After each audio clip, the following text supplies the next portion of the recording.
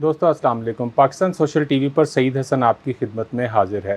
دوستو گزشتہ دنوں ہم نے آپ کے ساتھ ایک خبر شیئر کی تھی جس میں ہم نے تہذیب انٹرنیشنل کے زیر اہتمام جاپان میں ہونے والے ایک عالمی ادبی اور ثقافتی میلے کے ذکر کیا تھا۔ اسی کے اوپر گفتگو کرنے کے لیے آج ایک مرتبہ پھر ہمارے ساتھ موجود ہیں جناب عدنان خالد صاحب۔ السلام علیکم۔ بہت شکریہ جی۔ عدنان خالد صاحب، سب سے پہلے تو آپ کو بہت بہت مبارک ہو تہذیب انٹرنیشنل کی جانب سے، جو آپ کو ان کی ایگزیکٹو کمیٹی کا ممبر بنایا گیا ہے اس کے لیے، اور تہذیب پاکستان کے لیے جو ذمہ داریاں دی گئی ہیں اس پر آپ کو بہت مبارکباد۔ بہت شکریہ جی۔ میں سمجھتا ہوں کہ یہ ذمہ داریاں بہت بڑی ہیں اور میرے قد کاٹ کے حساب سے تو بہت ہی زیادہ بڑی ہیں، لیکن بس وہ ان کی مہربانی ہے کہ انہوں نے اس قابل سمجھا، اور بس آپ دوستوں سے ریکویسٹ ہے کہ آپ لوگ دعا کریں کہ میں بس وہ ان ذمہ داریوں کو نبھانے کے لیے۔ یہ آپ کا بڑا پن ہے، ورنہ آپ ماشاءاللہ بہت قابل ہیں، اور نہیں جو جی، تہذیب بہت نے فیصلہ بہت کیا اچھے ہے، اچھے طارق لوگ فیض صاحب نے پڑے ہوئے بہت ہیں جی سوچ سمجھ کر پاکستان میں۔ یقیناً کیا ہوگا۔ اچھا، سب سے پہلے ہم یہ جاننا چاہیں گے، تہذیب نے جو اپنی نوعیت کا پہلا ایک عالمی اردو کا مشاعرہ اور ایک آرٹس فیسٹیول جو جاپان میں منعقد کیا تھا، اس کا کچھ احوال بتائیں کہ وہ کیسا رہا؟ ہم بہت اچھا رہا جی ماشاءاللہ۔ جاپان جیسے طارق فیضی صاحب نے یا تہذیب انٹرنیشنل نے بڑے عرصے سے یہ بیڑا اٹھا رکھا ہے کہ وہ اردو کے حوالے سے نئی بستیوں کو دریافت کرنے کا اور انہیں دنیا کے سامنے متعارف کروانے کا ایک مشن لے کے چل رہے ہیں، اور جہاں پہ اچھے شاعروں کو، اچھے شعروں کو اور اچھے شاعری کے سامعین کو متعارف کرواتے ہیں ادبی دنیا سے۔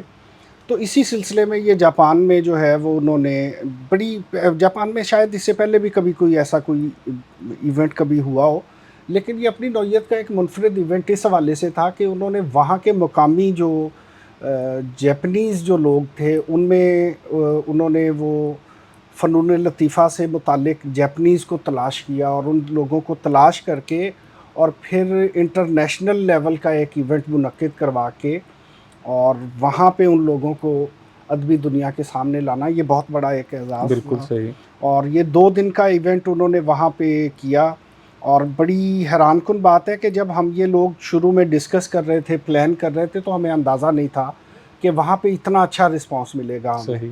وہاں پہ اتنی اچھی گیدرنگ، اور اتنے پہلے دن جو ہال میں جو ایونٹ ہوا اس کے اندر ہم ایکسپیکٹ نہیں کر رہے تھے کہ اتنے سامعین وہاں پہ وہ مشاعرہ سننے کے لیے آ جائیں گے۔ اچھا، اس میں جاپنیز پاکستانی دونوں کمیونٹیز ہی ہوں گی یقیناً؟ نہیں، وہاں پہ تو جی جو سامعین میں تھے وہاں پہ تو اردو سمجھنے والے جتنے بھی لوگ ہیں جو پاکستان سے تھے یا اور ممالک سے تھے وہ سب لوگ آئے ہوئے تھے، لیکن اتنی بڑی تعداد میں آ جائیں گے یہ ہمیں خود بھی اندازہ نہیں تھا۔ صحیح۔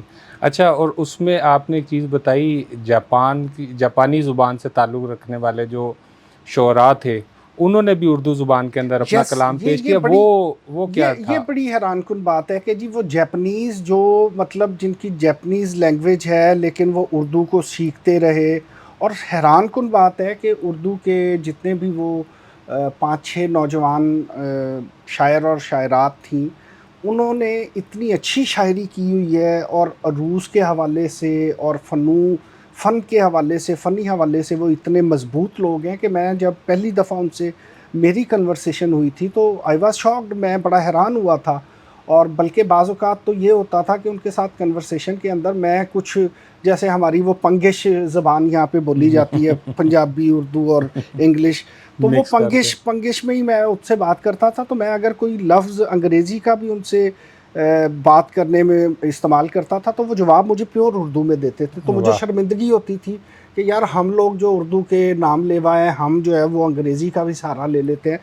تو وہ شاعری ان کی بہت حیران کن تھی، ایون کہ جاوید اختر صاحب بڑے حیران ہوئے وہاں پہ، اور ان لوگوں کا جذبہ پہلے دن جو ہال میں ہوا ایونٹ، تو دوسرے دن وہ کروز شپ پہ تھا، وہاں پہ بھی بڑا اچھا ماحول بنا اور بڑا اچھا وہاں پہ اچھا ٹھہرا۔ ناظرین، جاپان میں جو یہ سرگرمی ہوئی تہذیب کے زیر اہتمام، مجھے بھی کچھ موقع ملا ان شاعروں کی جو شاعری تھی اس کے حوالے سے، تو میں ان کا تخیل دیکھ کر بہت حیران تھا کہ ایک اجنبی زبان جو ان کے لیے یقیناً اجنبی ہے، لیکن انہوں نے اس میں اتنی گہرائی کے ساتھ بات کی ہوئی ہے۔ بہرحال بہت زبردست۔ اچھا، مجھے یہ بتائیے، آپ نے اپنے ایک ویڈیو پیغام کے اندر اس ایونٹ کو منعقد کرنے میں مشکلات اور کچھ سازشوں کا ذکر کیا تھا، یہ کیا معاملہ ہے؟ اصل میں وہ سعید بھائی میں اس وقت تھوڑا سا وہ ان لوگوں کو یہ پیغام دینا چاہ رہا تھا، اور اس وقت میں کھل کے بتانا نہیں چاہ رہا تھا کہ وہ لوگ کیا کر رہے ہیں اور کیوں کر رہے ہیں. صرف اس وقت انہیں یہ پیغام دینا چاہ رہا تھا کہ ہمارا مقصد صرف اور صرف خالصتاً اردو زبان اور اردو ادب کا یہ پروموشن ہے. تو ہم کسی ذاتی ایجنڈے کو لے کے نہیں چلے ہوئے. تو وہ لوگ بڑی مجھے افسوس کے ساتھ کہنا پڑتا ہے کہ اینڈ تک یہ کوشش کی جاتی رہی کہ یہ پروگرام جو ہے وہ ملتوی کر دیا جائے، مؤخر کر دیا جائے، یا اس کو کسی طرح سے خراب کر دیا جائے. اور مجھے بڑے افسوس کے ساتھ کہنا پڑتا ہے ہمارے پاکستان کے کچھ لوگ وہاں پہ مدعو تھے، اور ان لوگوں کے لیے اسپیشلی جو ہے وہ رکاوٹیں ڈالی گئیں، اور نہ صرف یہ کوشش کی گئی کہ وہ مشاعرہ ختم ہو، اور جب وہ کرنے میں وہ ناکام رہے تو اینڈ تک جو ویزا دے رہے تھے، جو سپانسر دے رہے تھے وہاں سے، ان لوگوں کو تھریٹ کیا گیا. باقاعدہ ہمارے پاس وہ ثبوت موجود ہیں کہ انہیں جو ہے وہ تھریٹ کیا گیا، انہیں دھمکیاں دی گئیں، اور انہیں اس حد تک مجبور کر دیا گیا کہ انہوں نے پاکستانی شاعروں کو سپانسرشپ دینے سے انکار کر دیا. اور مجھے دکھ اس بات کا ہے کہ جو کرنے والے تھے، جو یہ سب کچھ کر رہے تھے، وہ پس پردہ وہ لوگ ہمارے پاکستانی تھے، اور جن پاکستانی لوگوں نے پاکستانی شاعروں اور ادیبوں کا راستہ روکا. تو خیر اس کے باوجود جو ہے وہ یہ مشن جو ہے وہ کیونکہ کسی شخصی اس کے شخصیت پہ مرتکز نہیں تھا، اور نہ اس کا لینا دینا کسی کسی پرسنالٹی کو جو ہے نا وہ پروجیکشن دینا تھا، اس لیے ان کی کوششوں کے باوجود، ہزار ان کی رکاوٹیں ڈالنے کے باوجود، تھریٹ کرنے کے باوجود وہ پروگرام ہو تو گیا. لیکن کون رہا پیچھے؟ آپ کے پاکستانی لوگ، جن لوگوں نے وہاں جا کے اور اپنے فن کو دنیا کے سامنے پیش کرنا تھا، جیپنیز کے سامنے کرنا تھا. نمائندگی پاکستان کی تھی. ان لوگوں نے کس کا نقصان کیا؟ انہوں نے اپنا نقصان کیا. اچھا مجھے یہ بتائیے کہ یہ جو مخالفت تھی، یہ اردو زبان، اردو ادب، کسی ذاتی جو رنجش یا غصہ یا تحبیب سے کوئی کسی قسم کا کوئی میرا نہیں خیال کہ تحبیب ہم بڑی عجیب و غریب بات ہے اور بدقسمتی ہے کہ پس پردہ یا نجی محفلوں میں بیٹھ کے لوگ جو ہے وہ تحبیب کے کام کو بڑا سراہتے ہیں کہ یہ واحد ایسا پلیٹ فارم ہے جو عالمی سطح پہ اردو ادب کے حوالے سے معیاری کام کر رہا ہے، اور بغیر کسی ورنہ عموماً یہ دیکھیں کہ ایک بندہ آرگنائزر بنتا ہے اور کچھ عرصے بعد پتہ چلتا ہے جی وہ مشاعرے کرواتا خود بھی شاعر ادیب یا کچھ بن گیا. ٹھیک ہے. تو جو تحبیب کے لوگ ہیں، تحبیب کے لوگوں کو ایسا کوئی خبت نہیں ہے. وہ انہوں نے اتنے عرصے سے 20-25 سال سے یہ کام کرتے ہوئے انہوں نے ہمیشہ معیار پہ کمپرومائز نہیں کیا. بہت سے ایسے بکنے والے نام ہیں جن کے نام پہ سپانسرشپس مل جاتی ہیں، لیکن وہ کیونکہ نظریاتی طور پر تحبیب کے حوالے سے تہذیب سے آ رہی ہیں، تو ان لوگوں کو ہم لوگ جو ہے وہ اپنے مدعو کرنا بھی پسند نہیں کرتے.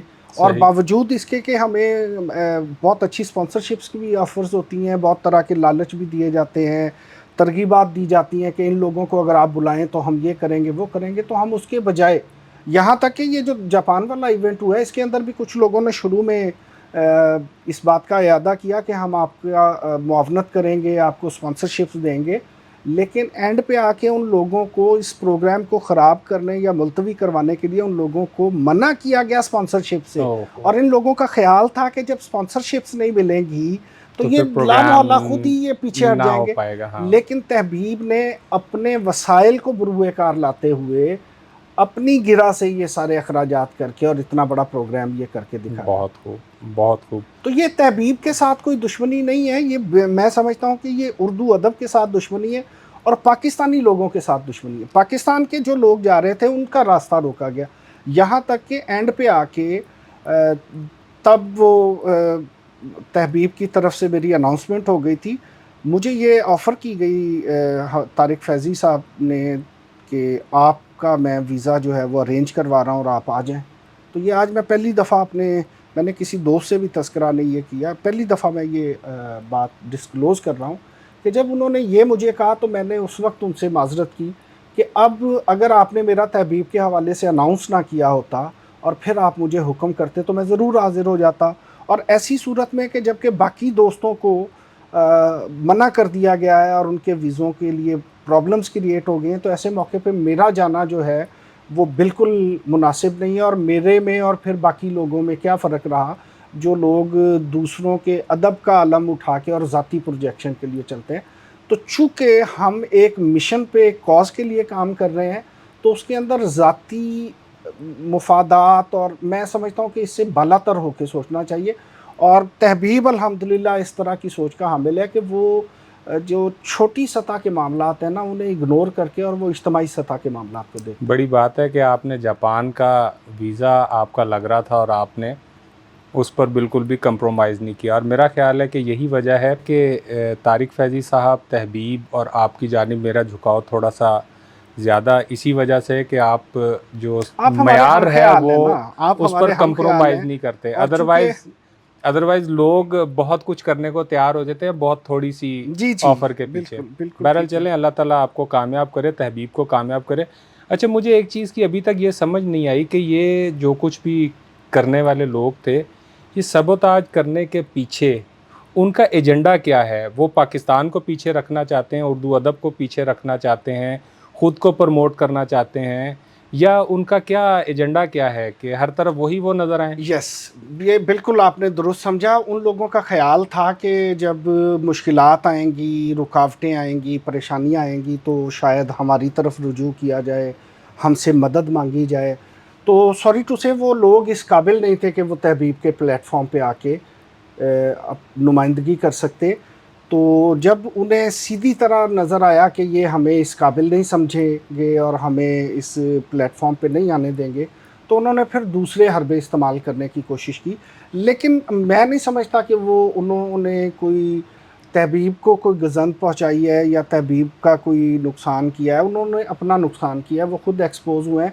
وہ جتنے چھوٹے تھے وہ اس سے کہیں زیادہ چھوٹے, جتنے ہم انہیں چھوٹا سمجھتے تھے وہ اس سے کہیں زیادہ چھوٹے ثابت ہوئے انہیں ہیں. کہیں یہ خوف تو نہیں جو ہے وہ ان کے اندر پیدا ہو گیا کہ اگر تحبیب ایک ریکوگنائز پلیٹ فارم بن چکا ہے اور اپنی سرگرمیوں کو آگے مزید بڑھا رہا ہے, مختلف ممالک کے اندر پھیل چکا ہوا ہے, تو کہیں ان کے اندر یہ خوف تو نہیں پیدا ہو گیا کہ ہمارے مقابلے کا یا ہمیں ٹکر دینے کے نہیں, لیے وہ تو مقابلے میں ہے ہی نہیں نا. بنیادی طور پہ اچھا, جن لوگوں کا میں تذکرہ کر رہا ہوں وہ تو کسی شمار میں ہی نہیں, اوکے, وہ تو کسی جگہ نظر موجود ہی نہیں ہے نا. تحبیب تو ریکوگنائزڈ ایک پلیٹ فارم بن چکا ہے نا. تحبیب نے تو کر کے دکھایا ہے, صرف باتوں کی حد تک نہیں. مختلف ممالک میں پروگرامز کیے ہیں, جی جی بالکل آذربائیجان, کیے ہیں, بوسنیا بالکل میں, کیے ہیں. اور اب تو ترکی میں. ستمبر کے اندر یو کے کے اندر کرنے جا رہے ہیں. واہ ماشاءاللہ, زبردست. ٹھیک ہے, تو ستمبر کے اندر یو کے اندر کرنے جا رہے ہیں. اور ہمارا تو کیونکہ مقصد ہی ہمارا سنگل پوائنٹ ایجنڈا ہے, معیاری ادب کی ترویج. صحیح. تو اس معیاری ادب کے اندر تو ہمارے جو اپنے لوگ بھی, بہت قریبی لوگ بھی, اگر اس پیرامیٹر پہ پورا نہیں اترتے تو ہم دوسری بار سوچتے بھی نہیں ہیں. صحیح. تو بس یہ جو معیار ہے, اس معیار کو قائم رکھنے کے لیے اگر ان سطحی لوگوں کو ہم اہمیت دے دیتے تو شاید ہمیں بہت زیادہ مشکلات کا سامنا نہ کرنا پڑتا. لیکن اگر کرنا بھی پڑا ہے تو وہ ڈزنٹ میٹر, اس سے زیادہ بھی مشکلات ہوتی تو ہم نے اپنے جو ہمارے ارادے ہیں ہم انہی پہ کاربند رہتے. ان لوگوں نے اپنا قد مزید چھوٹا کیا ہے اور ادب دشمنی کا ثبوت دیا ہے. یہ اردو کے ساتھ ان کی دشمنی تھی جو کھل کے سامنے آئی. اچھا, جو آپ کام کر رہے ہیں وہ ظاہر سی بات ہے, تحبیب, اب تو آپ بھی تحبیبی ہیں, کہ یہ تو ایک بلیسنگ ہے ان شعراء کے لیے جو معیاری شاعری کر رہے ہیں اور معیاری ادب کے فروغ کے لیے جو لوگ کوشاں ہیں, ان لوگوں کو موقع نہیں ملتا. آپ چن چن کے ان لوگوں کو موقع دیتے ہیں, یہ ایک اچھا اقدام ہے. لیکن کئی مرتبہ میں جب آپ کے بہت سخت قسم کے سٹیٹمنٹس فیس بک پہ پڑھتا ہوں, آپ کی تحریریں یا آپ کے ویڈیو پیغامات ہوتے ہیں, ان میں آپ برملا ایک اظہار کر رہے ہوتے ہیں بالکل بیزاری کا, جو ایونٹس پاکستان کے اندر جو مشاعراتی جو سرگرمیاں ہو رہی ہوتی ہیں ان میں آپ کو بھی مدعو کیا جاتا ہے. تو آپ کیا خود کو محدود نہیں کر رہے؟ پاکستان کی جو شاعر کمیونٹی ہے اس کے ساتھ ایک فاصلہ نہیں آ رہا؟ میں معافی چاہتا ہوں, آپ کا سوال بہت اچھا ہے. میں معافی چاہتا ہوں یہ کہتے ہوئے, دیکھیں ہمارے ہاں جتنا بھی جو بھی شاعر ہے نا, جو بھی ادیب ہے, اسے پروجیکشن چاہیے. وہ ہمارے ہاں بھی آنا چاہتا ہے کہ جی انٹرنیشنل پلیٹ فارم پہ جاؤں اور اس کے بعد میری دکانداری یہاں چلنے لگ جائے. لیکن وہ ایکس کے پاس بھی جانا چاہتا ہے, وہ وائی کے پاس بھی جانا چاہتا ہے, وہ زی کے پاس بھی جانا چاہتا ہے. اب مجھے بڑی حیرت ہوتی ہے میں جب یہ دیکھتا ہوں کہ ہمارے بہت سے سینئر شعراء، ایسے سینئر شعراء جو نجی محفلوں میں بیٹھ کے اور ادب کے گرتے ہوئے معیار کا رونا روتے ہیں، لیکن انہیں ایک دانہ ڈال دیا جاتا ہے کسی مشاعرے کی صدارت کا، تو وہ مسخروں کی صدارت کرنے کے لیے وہاں پہ مسخروں کے سردار بن کے بیٹھ جاتے ہیں. تو وہ لوگ ان لوگوں کے ساتھ بیٹھ کے بیسیکلی یہ ثابت کر رہے ہوتے ہیں کہ ہم بھی انہی کے لیول کے لوگ ہیں، اور ان لوگوں کو اسناد بخشی جا رہی ہوتی ہیں کہ یہ لوگ بہت اچھا کام کر رہے ہیں. تو جب آپ ایک اپنی ذاتی گفتگو کے اندر آپ کی نظریاتی جو ہے وہ سطح کچھ اور ہوتی ہے، اور جیسے ہی آپ کو کسی ایسی پروجیکشن کی توقع مل جاتی ہے یا چند پیسوں کے لالچ میں کوئی مشاعرہ مل جاتا ہے، تو آپ اپنے نظریات کو یکدم پس پش ڈال کے اور آپ انہی کے ساتھ جا کے اچھل کود کرنے والوں اور ادھم مچانے والے لوگوں کے ساتھ، غیر معیاری لوگوں کے ساتھ بیٹھ کے آپ کا ان کے ساتھ بیٹھنا یا تو یہ ثابت کرتا ہے کہ آپ بھی انہی کی سطح کے لوگ ہیں، یا آپ انہیں سند دے رہے ہوتے ہیں کہ نہیں یہی درست کام کر رہے ہیں، ہم جو آج تک کرتے رہے ہم تو جھک مارتے رہے. تو میں اس حوالے سے جو اپنا جو موقف ہے، میں اس موقف کو سمجھتا ہوں کہ ہمیں صرف زبانی کلامی حد تک نہیں ہونا چاہیے، عملاً بھی ہمیں پھر وہ ثابت کرنا چاہیے کہ جو اچھے لوگ ہیں انہی لوگوں کو پروجیکشن دینی چاہیے، اور جو ایسے لوگ ہیں ٹھیک ہے، میں نہیں ان کا راستہ بھی نہیں روکنا چاہتا، اور میں نہیں چاہتا کہ ان کو ہم بالکل دریا برد کر دیں، وہ اپنی جگہ رہیں ٹھیک ہے، لیکن آپ جب ایک اس فریضے پہ، اس مقام پہ آپ فائز ہوتے ہیں کہ آپ کا یہ فریضہ ہے کہ آپ اچھے اور برے کے اندر تمیز کریں، تو وہ تمیز آپ کیسے کر پائیں گے جب آپ خود ہی ان کے ساتھ بیٹھ جائیں گے. تو اچھا، ایسے بہت سے، میں نام نہیں لینا چاہتا، میں نے خود کئی لوگوں کے ساتھ کنورسیشن کی کہ یار آپ کیا باتیں کرتے تھے اور اب کہاں جا کے بیٹھ رہے ہیں آپ لوگ. لیکن انفارچونیٹلی ہر بندے کو ذاتی پروجیکشن چاہیے، اور اس پروجیکشن کے اچھا دوستو، اس حوالے سے بہت سا ڈیٹیل میں ڈسکشن ہماری آف سکرین بھی رہی ہے ملٹیپل ٹائمز. چونکہ اب یہ بات چل نکلی ہے تو آخری سوال سے پہلے میں اسی موضوع پر تھوڑا سا آپ سے ایک چیز اور جاننا چاہوں گا کہ پلیٹ فارم ہمارے پاس لمیٹڈ ہی ہیں، گنتی کے لوگ ہیں جن کی پروجیکشن ہو گئی کسی بھی وجہ سے، وہ لوگ اب جانے پہچانے ہیں، اب پلیٹ فارم سجاتے ہیں، لوگ بلاتے ہیں. اپرچونٹی تو ہمارے پاس پہلے ہی نہیں ہے، ہمارے شاعروں کو اپرچونٹی آپ دیکھیں، میں باؤنڈ یہ نہیں کر رہے کچھ. میں یہ کہتا ہوں کہ جی شعر کو اپرچونٹی کی ضرورت نہیں ٹھیک ہے. وہ ببر شیر کی بات ہے، وہ شعر ہوتا ہے، وہ ببر شعر ہی ہوتا ہے. شعر ہلکا تو ہوتا ہی نہیں نا جی. تو جو شعر ہے نا جی، اس نے اپنی جگہ بنانی ہوتی ہے. آپ یہ جن لوگوں کو آپ بات کر رہے ہیں کہ کسی بھی وجہ سے اپرچونٹی مل گئی، یار مل گئی انہیں اپرچونٹی، کیا ہو گیا؟ ابھی میں پچھلے دنوں ایک پروگرام کے حوالے سے مجھے کسی دوست نے فون کر کے بتایا کہ جی وہ دیکھیں، وہ پی ٹی وی کے مشاعروں میں لوگوں کو بھجوانے اور روکنے والا جو ہے، وہ آج ایک بہت ہی تھرڈ کلاس شاعر کی سفارش کروا کے اور ایک نجی چینل پہ بیٹھا ہوا. تو یہ عالم ہو جاتا ہے پھر آپ کا، جب آپ اپنی انا کو، آپ اپنی فکری اور فنی انا کو گروی رکھتے ہیں، تو پھر یہ عالم ہو جاتا ہے کہ مسخرے آپ کی سفارشیں کر رہے ہوتے ہیں، اور آپ کو پھر وہاں جا کے بیٹھنا جو ہے اپنے لیے اعزاز لگ رہا ہوتا ہے. آپ اپنی سانسیں گنوا رہے ہوتے ہیں اس وقت. یہ جو لوگ جنہیں اپرچونٹی ملی اور وہ جو اس وقت آپ کو منظر نامے پہ نظر آ رہے ہیں، ایسے منظر نامے پہ نظر آنے والے لوگ سال 2 سال کے بعد کہیں نظر نہیں آ رہے ہوتے. چلیں میرا خیال ہے کہ زندہ ہمیشہ شعر نے رہنا ہوا ہے، اور جو اچھا شعر ہے وہ ہمارے پنجابی کے بڑے اچھے شاعر ہیں تجمل کلیم صاحب، ان کا بڑا زندہ رہنے والا شعر ہے کہ دوہاں صدیاں تیکر جینا، چج دے شعر تے چج دے بندے. واہ واہ واہ. تو یہ مسخرے کبھی بھی نہیں زندہ رہ سکیں گے، شعر نے ہمیشہ زندہ رہنا. چلیں بہرحال اس حوالے سے آپ کا جو نقطہ نظر ہے میرے لیے وہ قابل احترام ہے. اس کے اگینسٹ بھی اگر کوئی نقطہ نظر دینا چاہے گا تو ہمارا فورم اس کے لیے بھی اوپن ہے. بالکل جی، ہمیں دلیل کے ساتھ آ کے ہمیں آپ غلط ثابت کریں، آپ دلیل کے ساتھ ہمیں غلط ثابت کریں گے، ہم آپ کی بات کو تسلیم کریں. دوستو یہ آج کا ہمارا پروگرام تھا. انشاءاللہ ہم کوشش کریں گے کہ ادبی سرگرمیوں کے حوالے سے مزید چیزیں بھی آپ کی خدمت میں شیئر کریں، اور تہذیب کیا کر رہی ہے، کیا کرنا چاہتی ہے، اور اگر کچھ کرتی ہے تو انشاءاللہ ہم وہ چیزیں بھی، اس کی خبریں بھی آپ کے ساتھ شیئر کریں گے. اگلی ویڈیو تک کے لیے اجازت دیجیے، انشاءاللہ آپ سے پھر ملاقات ہوگی.